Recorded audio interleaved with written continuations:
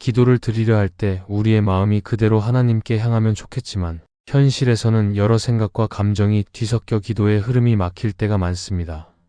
마음이 복잡해지고 상황이 흔들릴수록 기도는 더 어려워지고 하나님께 나아가는 길도 낯설게 느껴질 때가 있습니다. 그런데 이런 순간에는 단순한 마음의 문제만 있는 것이 아니라 보이지 않는 영적 방해가 함께 작용할 때가 있습니다.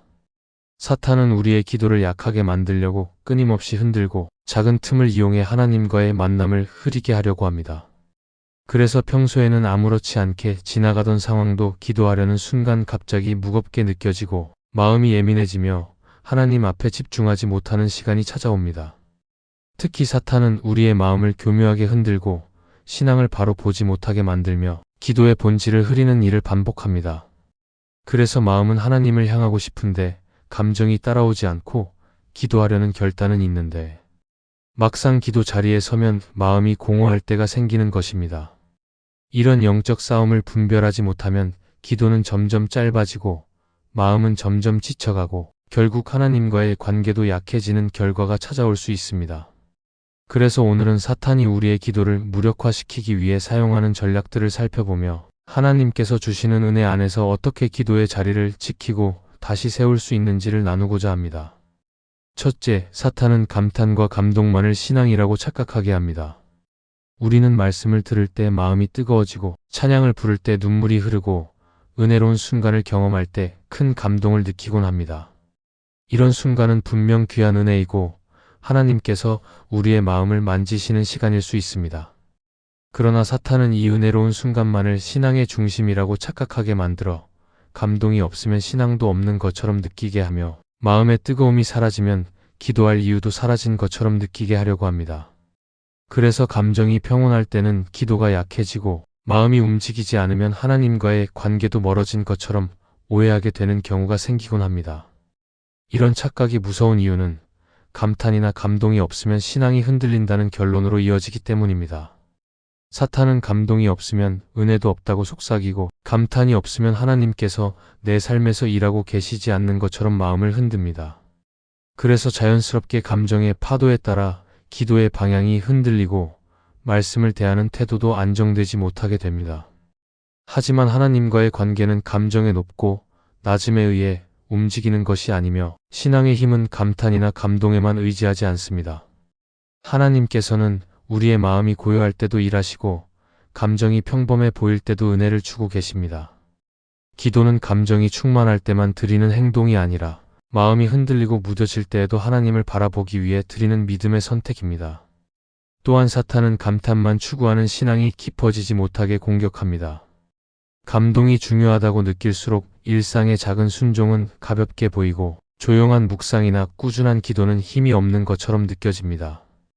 결국 신앙은 화려한 은혜만 찾아 헤매는 모양이 되고 실제로 필요한 깊은 기도와 하나님의 말씀 앞에서의 성찰은 점점 줄어들게 됩니다.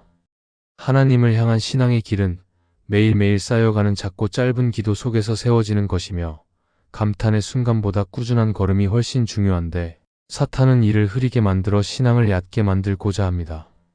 그리고 감탄만을 신앙이라고 생각하기 시작하면 마음이 평범한 시간에는 하나님께서 멀어지신 것처럼 느껴지고 은혜가 사라진 것처럼 마음이 어두워질 수 있습니다. 그러나 하나님께서는 우리의 감정이 예민할 때도 평온할 때도 무뎌질 때도 동일하게 우리를 지켜보고 계십니다. 하나님은 감정의 강도를 보시는 분이 아니라 그 안에서 하나님을 바라보려는 우리의 중심을 보시는 분입니다.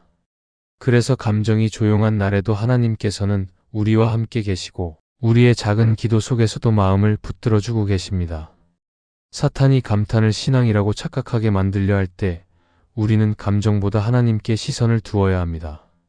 감정은 변할 수 있지만 하나님은 흔들리지 않으시며 감탄은 사라질 수 있지만 하나님께 드리는 순종의 길은 계속될 수 있습니다. 감동이 없어도 기도할 수 있고 마음이 가라앉아도 하나님을 찾을 수 있으며 감정이 잠잠한 순간에도 하나님께서 일하고 계신다는 사실을 붙잡으면 신앙은 오히려 더 깊어집니다. 결국 사탄이 감탄만을 붙들게 할 때 우리는 하나님께 드리는 조용한 기도 하나로 마음을 지킬 수 있습니다. 그렇게 흔들리지 않는 신앙은 감정 위에 세워지는 것이 아니라 하나님께 시선을 두는 마음 위에 세워진다는 사실을 기억하게 될 것입니다.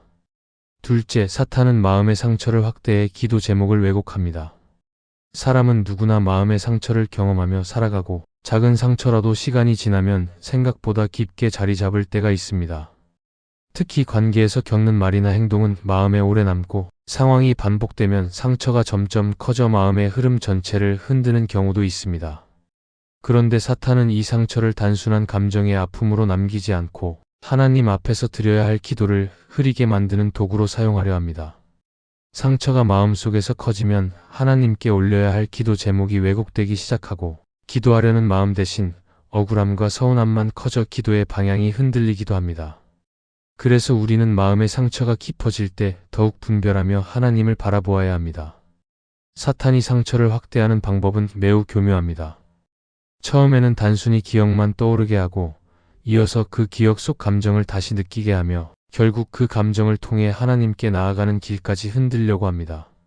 상처가 깊어지면 하나님께 드리는 기도도 감정의 영향을 많이 받게 되고 어느 순간 기도는 하나님과의 대화가 아니라 상처를 쌓아두는 시간이 되기도 합니다.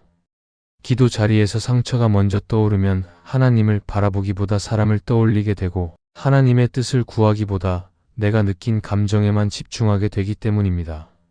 이렇게 되면 하나님께 드리는 기도의 흐름이 자연스럽게 왜곡되고 마음은 점점 더 무거워질 수 있습니다. 또한 사탄은 상처를 통해 하나님에 대한 신뢰까지 흔들려고 합니다. 상처를 받을 때 우리는 하나님께 질문을 하게 되고 왜 이런 일이 일어나는지, 왜 마음이 이렇게 힘든지 고민하게 됩니다. 이때 사탄은 하나님께서 우리를 지켜보고 계시지 않는 것처럼 생각하게 하고 하나님께서 나를 잊은 것처럼 느끼게 하려고 합니다. 그래서 상처가 깊을수록 하나님께 가까이 가야 하지만 사탄은 상처를 통해 하나님과의 거리를 멀어지게 만들고 그대로 기도가 약해지도록 흔듭니다. 결국 상처는 감정의 문제가 아니라 영적 흐름 전체를 흔드는 공격이 될 수 있습니다.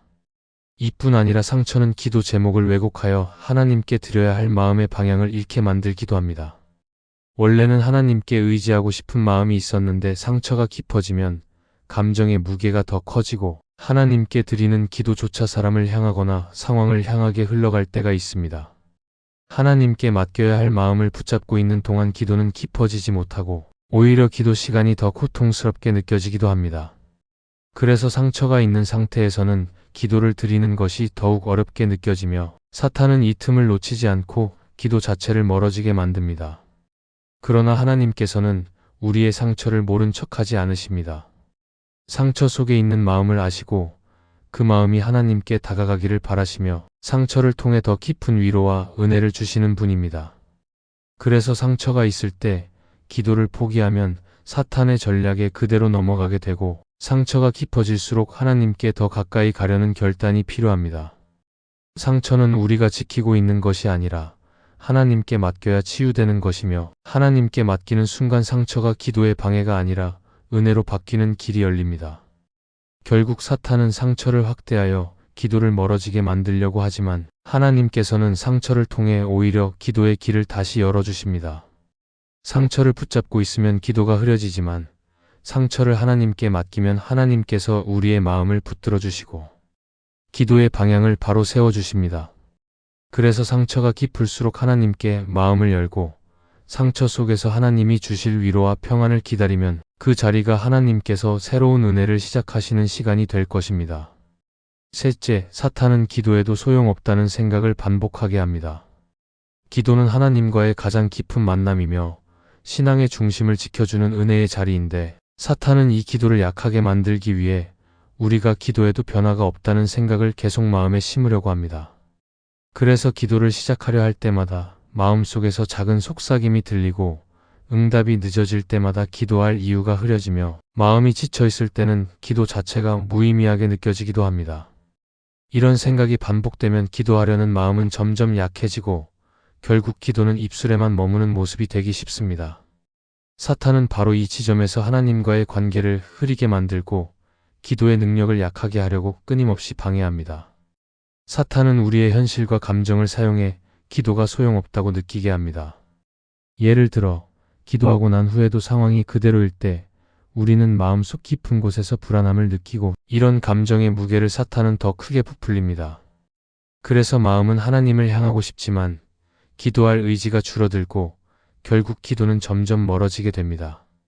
특히 오랫동안 기도해온 문제가 해결되지 않으면 사탄은 하나님께서 듣지 않는 것처럼 느끼게 하며 기도에도 응답이 없다는 생각을 반복하게 합니다. 이렇게 반복되는 생각은 기도의 방향을 약하게 만들고 하나님 앞에 나아가는 발걸음도 무겁게 만들기 때문에 큰 영적 공격이 될 수 있습니다. 기도해도 소용없다는 생각이 깊어지면 우리의 신앙은 감정에 흔들리고 하나님을 향한 확신도 약해질 수 있습니다. 하나님께서는 우리의 기도를 들으시지만 사탄은 하나님이 멀리 계신 것처럼 느끼게 만들어 마음을 흔듭니다. 그리고 기도의 결과가 빨리 나타나지 않으면 하나님께서 침묵하시는 것처럼 느끼게 하며 결국 기도 자체를 포기하게 만들려 합니다. 이런 생각이 반복될 때 우리는 기도의 능력을 잃고 하나님과의 친밀함도 약해지게 됩니다. 그래서 사탄은 기도 응답의 속도를 가지고 우리의 마음을 흔들고 하나님의 일하심을 보지 못하게 만들려고 합니다. 그러나 하나님께서는 우리의 기도를 언제나 듣고 계시고 우리가 드리는 작은 기도조차 귀하게 여기십니다. 응답이 보이지 않을 때에도 하나님께서는 보이지 않는 곳에서 우리의 마음을 준비시키고 상황을 다르게 이끌어가고 계십니다. 기도가 소용없다고 느껴지는 시간은 하나님께서 침묵하시는 시간이 아니라 하나님께서 더 깊이 일하고 계신 시간일 수 있습니다. 우리가 보지 못하는 가운데 하나님께서는 우리의 마음을 새롭게 만들고 우리의 신앙을 자라게 하시며 때가 되었을 때 은혜의 문을 열어주십니다. 그래서 기도가 소용없다는 생각은 사실이 아니라 사탄이 우리의 믿음을 약하게 만들기 위해 반복해서 심어 넣는 거짓말입니다. 기도해도 소용없다고 느껴지는 순간에 가장 중요한 것은 결과가 아니라 하나님께 드리는 마음을 붙드는 것입니다. 기도는 문제를 해결하기 위한 기술이 아니라 하나님께 나아가는 걸음이고 이 걸음 자체가 하나님께서 귀하게 받아주시는 순종입니다. 상황이 변하지 않아도 하나님께 드리는 기도는 헛되지 않고 하나님은 우리의 마음을 아시고 그 마음을 붙들어 주십니다. 그래서 기도가 약해질 때는 기도할 이유가 없어서가 아니라 사탄이 그만큼 기도의 자리를 빼앗으려 한다는 사실을 기억해야 합니다. 결국 사탄은 기도해도 소용없다고 느끼게 하여 하나님과의 관계를 끊으려고 하지만 우리는 이 생각을 분별하고 하나님께 다시 시선을 돌려야 합니다. 하나님께서는 우리의 모든 기도를 듣고 계시며 우리가 드리는 기도를 통해 마음을 붙들고 길을 열어 가십니다. 그래서 기도가 소용없다고 느껴지는 순간에도 하나님께 나아가는 결단을 붙들면 그 자리가 하나님께서 일하기 시작하시는 은혜의 시간이 될 것입니다. 넷째, 사탄은 작은 실패를 크게 보이게 만들어 기도를 멈추게 합니다. 우리는 살면서 크고 작은 실패를 경험하고 마음이 흔들리는 순간들을 마주하게 됩니다. 그런데 사탄은 이 작은 실패들을 실제보다 더 크게 느끼게 하여 그 실패가 우리의 신앙 전체를 무너뜨릴 것처럼 마음속에서 계속 과장하려고 합니다. 그래서 사소한 실수에도 마음이 움츠러들고 잠깐의 어려움에도 모든 것이 끝난 것처럼 느껴질 때가 찾아옵니다. 이런 생각이 반복되면 기도하려는 마음도 자연스럽게 줄어들고 하나님께서 나를 도와주시지 않는 것 같은 감정이 밀려오며 결국 기도를 멈추고 싶은 마음이 생기게 됩니다. 사탄은 바로 이 틈을 이용해 작은 실패를 큰 낙심으로 만들고 하나님께 나아가는 길을 흐리게 하려 합니다. 작은 실패가 크게 느껴지기 시작하면 우리의 시선은 하나님께서 주신 길보다 문제 자체에 집중하게 됩니다. 그래서 실패가 아직 해결되지 않았다는 이유로 하나님께 나아가길 머뭇거리게 되고 기도 자리에 앉아도 마음이 산만해져 기도가 깊어지지 못할 때가 많습니다. 사탄은 실패의 감정을 계속 건드리며 우리가 얼마나 부족한지, 얼마나 어리석은 선택을 했는지 속삭여 마음을 낮추려고 합니다. 이런 생각은 우리 안에 두려움을 만들어내고 결국 하나님께서 우리를 붙들어주고 계신다는 믿음까지 약해지게 만듭니다. 그래서 작은 실패를 크게 느끼게 만드는 전략은 단순한 감정의 문제가 아니라 신앙 전체를 흔드는 영적 공격이 됩니다. 또한 실패가 과장되면 자신의 모습을 지나치게 비난하게 되고 하나님께서 나에게 실망하실 것이라는 오해까지 생길 수 있습니다. 그러나 하나님께서는 우리의 실패로 우리를 판단하지 않으시며 넘어지는 순간에도 우리에게 다시 일어날 힘을 주시는 분입니다. 사탄은 이 진리를 보지 못하게 만듭니다. 그래서 실패한 자리에서 하나님께 더 가까이 갈 수 있도록 마음을 이끄는 것이 아니라 실패를 붙들고 혼자 버티게 만들어 영적으로 지치게 하려 합니다. 이때 기도는 점점 멀어지고 마음은 묶이기 시작합니다. 결국 실패로 인해 기도가 약해지는 것이 아니라 실패에 대한 왜곡된 생각이 기도를 가로막는 것입니다. 그러나 하나님께서는 실패를 두려워하지 않으시고 실패를 통해 우리를 다시 세우는 은혜를 부어주시는 분이십니다. 하나님께 나아가면 실패가 주는 무게보다 은혜가 더 크게 느껴질 수 있고 실패 때문에 멀어졌던 마음이 다시 하나님께 방향을 돌릴 수 있습니다. 팀 켈러는 그의 책 기도에서 기도는 우리의 연약함을 숨기는 시간이 아니라 연약함을 하나님께 드러내는 시간이라고 말합니다. 하나님께서는 실패 속에서 우리가 어떤 모습으로 서 있는지를 보시고 그 자리에서 다시 힘을 주십니다. 그래서 실패가 깊어질수록 기도를 멈추는 것이 아니라 기도 안에서 하나님께 마음을 맡길 때 영적 힘이 다시 생겨납니다. 작은 실패가 크게 느껴질 때 우리는 하나님께서 지금도 우리를 지켜보고 계신다는 사실을 붙들어야 합니다. 실패는 우리의 끝이 아니라 하나님께 더 가까이 가는 기회가 될 수 있으며 실패의 자리에서도 하나님께서 길을 열어가고 계신다는 믿음을 잃지 않아야 합니다. 실패가 크다고 느껴질수록 기도는 더욱 필요하고 기도는 실패 속에서 길을 찾게 하는 은혜의 통로가 됩니다. 사탄은 실패를 크게 만들어 기도를 멈추게 하려고 하지만 하나님께 나아가면 실패는 더 이상 우리를 무너뜨리는 힘이 되지 못합니다. 오히려 그 자리가 하나님께서 새롭게 시작하시는 은혜의 시간이 될 것입니다. 이 말씀이 마음의 은혜가 되셨다면 좋아요와 구독으로 함께 해주세요. 그리고 댓글에 아멘이라고 남겨주시면 하나님의 은혜가 더 많은 사람들에게 전해질 것입니다. 여러분의 삶 위에 하나님의 은혜가 언제나 함께 하시기를 바랍니다. 감사합니다.